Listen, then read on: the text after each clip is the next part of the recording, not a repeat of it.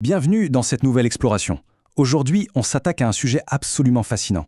Quand on entend bar mitzvah, on a généralement tous en tête cette image d'Épinal, le DJ un peu lourd, le buffet gigantesque et l'avalanche de cadeaux. Mais en réalité, derrière cette façade très pop culture, il y a un rite de passage d'une profondeur philosophique universelle.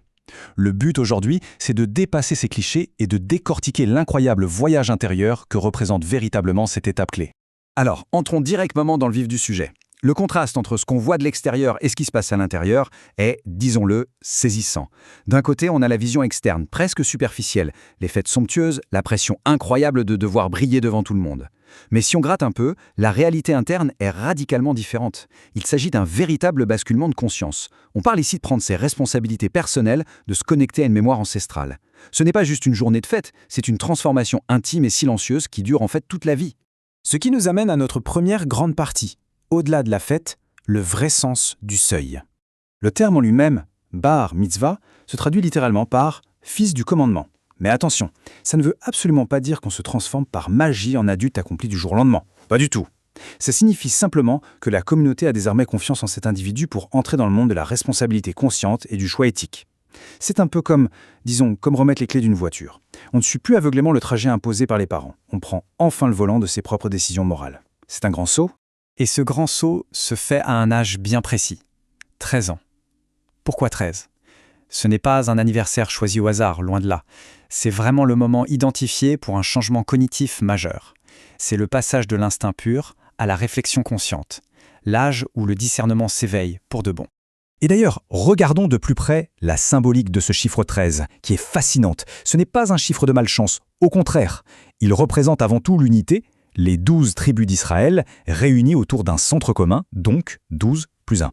Ensuite, il correspond très exactement aux 13 attributs de la miséricorde divine, des concepts vitaux comme la compassion, la patience et le pardon. C'est littéralement la ligne de départ du discernement moral. Passons à la suite. Section 2. L'âge des choix. Naviguer dans les conflits intérieurs. Parce que oui, avec cette nouvelle liberté viennent les luttes internes. La philosophie juive identifie ça sous les traits du Yetzer Tov et du Yetzer Hara. Alors on oublie tout de suite le cliché du petit ange et du petit démon sur les épaules, d'accord ? Ce n'est pas un combat binaire entre le bien et le mal absolu, ce sont plutôt des impulsions humaines tout à fait naturelles. Le Yetzer Tov, c'est cette inclination à construire, à aider, à faire preuve de générosité. Et de l'autre côté, le Yetzer Hara, c'est l'instinct un peu plus destructeur, l'égoïsme, la colère, l'envie immédiate. La vraie maturité, c'est de reconnaître que ces deux forces cohabitent en nous et d'apprendre à les gérer au quotidien. Du coup, face à ces impulsions, une question existentielle et assez vertigineuse se pose. Qui décide vraiment ? Au final, qui est aux commandes de nos choix ? Ce qui nous propulse dans notre troisième partie, la liberté et le monde numérique, ou comment confronter cette sagesse ancienne aux pressions modernes. Aujourd'hui, on baigne dans une véritable illusion de liberté. Sur nos écrans, on est guidé, pour ne pas dire téléguidé, par les algorithmes, bombardé par les notifications. Il y a une pression constante pour se conformer au groupe sans même s'en rendre compte. Face à cette dictature invisible, la véritable liberté intérieure, dont on parle ici, c'est tout l'inverse. C'est la capacité de choisir ses actions en s'appuyant sur des valeurs profondes et sur une pensée consciente. C'est avoir le courage de faire pause, de filtrer le bruit ambiant et de ne pas suivre la masse aveuglément. Et on touche là à un concept ancien qui résonne incroyablement bien avec notre époque, le lashon hara, littéralement la mauvaise langue. Ça désigne le pouvoir destructeur des paroles négatives, des commérages, même si l'information de base est vraie d'ailleurs. Il suffit d'y réfléchir une seconde. Dans notre espace en ligne actuel, un commentaire négligent ou une rumeur balancée sur les réseaux, ça laisse des traces indélébiles. La tradition compare d'ailleurs la parole à une flèche. Une fois décochée, c'est absolument impossible de l'arrêter. Comprendre ça et maîtriser ces mots, c'est sans doute ça la vraie marque de l'âge adulte. Allez, on avance. Section 4, le sens des rituels, des ancrages physiques pour l'esprit. Concrètement, comment ces concepts abstraits se matérialisent-ils ? Par des rituels physiques. Le plus emblématique, c'est la lecture de la Torah. Et soyons très clairs, il ne s'agit pas du tout d'une petite performance théâtrale pour impressionner l'assistance. C'est l'acte de recevoir, puis de transmettre activement une mémoire vivante multigénérationnelle. En lisant ces textes anciens avec sa propre voix, son propre rythme, l'individu prend physiquement sa place dans une chaîne historique immense. Et puis, on a le talit, ce célèbre châle à franges, souvent magnifiquement décrit comme un vêtement de la conscience. C'est une image puissante.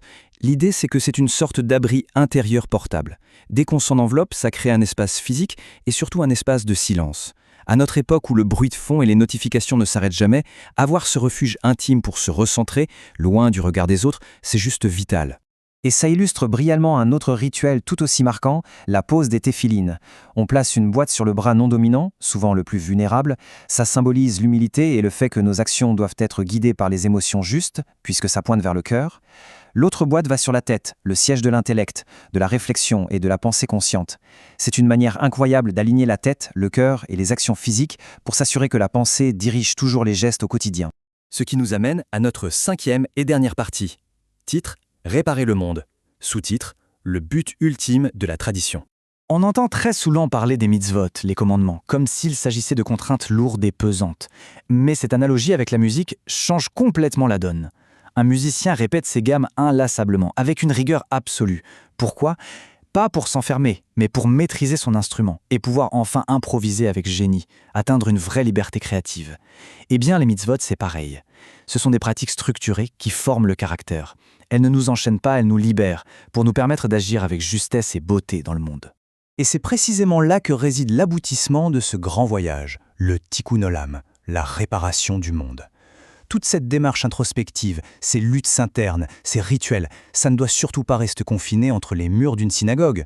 L'objectif ultime, il est tourné vers l'extérieur. C'est d'utiliser ces actions quotidiennes, responsables et compatissantes pour améliorer concrètement la société. Chaque parole juste, chaque choix fait en pleine conscience contribue à réparer les fractures du monde. Pour conclure cette analyse, c'est quand même vertigineux de réaliser à quel point ces outils millénaires sont d'une précision redoutable pour naviguer dans notre modernité effrénée. Ce rite de passage n'est définitivement pas juste la fin de l'enfance, c'est embrasser une liberté profonde et une responsabilité exigeante. Et ça laisse une question fondamentale en suspens. Face au carrefour de l'existence, comment les actions anciennes que l'on choisit de faire vivre aujourd'hui façonneront-elles le monde de demain ? C'est une sacrée piste de réflexion à garder en tête. Merci d'avoir suivi cette exploration et à très bientôt pour une nouvelle découverte.